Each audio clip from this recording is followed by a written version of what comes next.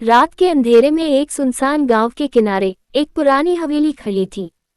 गांव के लोग उसे भूतिया हवेली कहते थे, क्योंकि वहां से कई बार चीखने चिल्लाने की आवाजें सुनाई देती थीं और लोग कहते थे कि जिसने भी उस हवेली के अंदर कदम रखा वो कभी वापस नहीं आया। आकाश, एक जिज्ञासु युवक, इस हवेली के रहस्य को जानने के लिए आतुर था। गांव के बड़े बुजुर्गों ने उसे मना किया, पर उसकी हिम्मत ने उसे रोका नहीं। एक अंधेरी रात, जब पूरा गांव सो रहा था, राघव अपने दोस्तों के साथ उस हवेली की ओर चल पड़ा। हवेली के पास पहुंचते ही उन्हें ठंडी हवा का झोंका महसूस हुआ। हवेली का मुख्य दरवाजा खुद ब खुद खुल गया, जैसे कोई उनका इंतजार कर रहा हो। अंदर घुसते ही चारों तरफ गहरी खामोशी थी।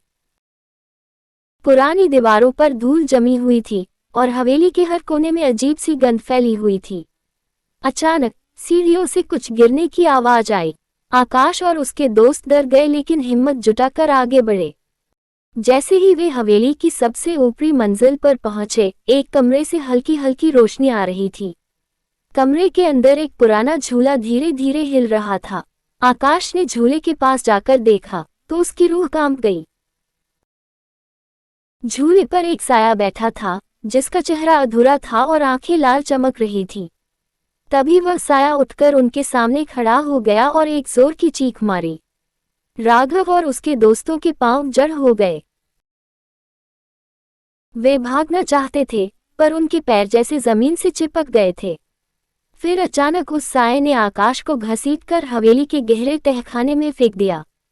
वहां चारों तरफ अधजले शव पड़े थे और दीवारों पर खून से लिखी हुई रहस्यमयी बातें। आकाश ने मदद के लिए चीखने की कोशिश की, लेकिन उसकी आवाज जैसे गायब हो गई। साये ने एक डरावनी हंसी के साथ उसकी ओर बढ़ते हुए कहा, अब तुम भी इन लाशों में शामिल होने वाले हो।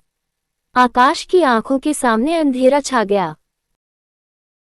अगली सुबह गांव के लोग जब हवेली के पास पहुंचे तो उन्होंने आकाश और उसके दोस्तों का कोई निशान नहीं पाया। वे हवेली का रहस्य सुलझाने गए थे, पर खुद एक अनसुलझी पहेली बन गए।